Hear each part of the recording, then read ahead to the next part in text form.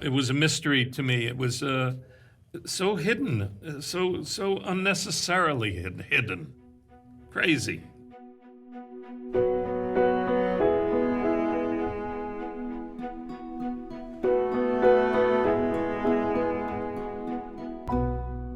Actor Mandy Patinkin grew up in Chicago, surrounded by a loving extended family. But like many Jewish Americans, Mandy's relatives rarely spoke about their experiences back in Europe. And when we dug into his roots, we discovered that Mandy's grandfather had a cousin. His name was Lazar Patinka, and he lived with his family in the town of Bronx, Poland, during World War II.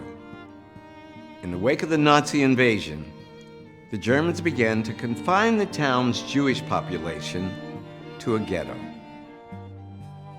Both of your grandparents were still alive when this was happening. Did your grandma Celia ever talk about this with you all? No. Lazar would have been about 29 years old.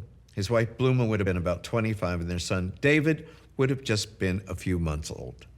They had relatives in America, but now they were trapped. Can you please turn the page? Would you please read the transcribed section?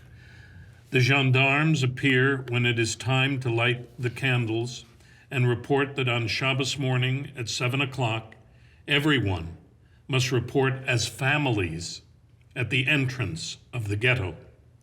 They are told to bring only bread and water. There is terrible crying in the ghetto. What's it like to see that? I worry for the world.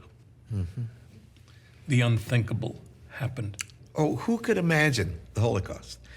You know, in your worst nightmares, but the Holocaust happened. Yeah. My job is to imagine. Right. That is my profession. Right. I have never been able to get a hold of that. On November 2nd, 1942, the Germans and their collaborators surrounded the Bronx ghetto. Its inhabitants were loaded onto wagons and taken to a nearby town, where more than 2,000 of them were packed into trains bound for Treblinka, a concentration camp. Their fate was now sealed.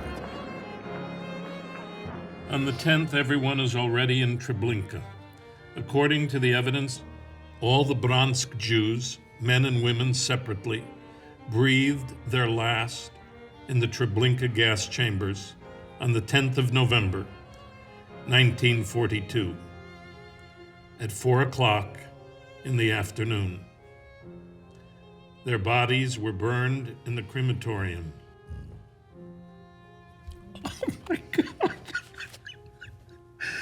You know, I went there and I would say to people, I've been interviewed so many times, I said, I don't think any of my relatives died in the Holocaust. I was never given this information. This is, I don't have words. That's unbelievable. Almighty. That's unreal. And I think about your father, they were his first cousins. This was not an abstract relationship, you know. He knew everyone in the family. He Yeah. did not share this with us. Yeah, they were his first cousins. Look, I asked a lot of questions. Yeah. And I'm telling you, I sat down here thinking, I've even said to people, well, I don't think any of the Patinkins died in the Holocaust. Right. At the time I asked, I didn't know why I was asking for that information. I'm incredibly grateful to have it.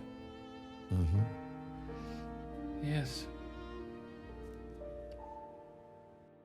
Discovering the stories of our ancestors can be a profoundly transformative experience, changing the way we see ourselves, our families, and our shared history.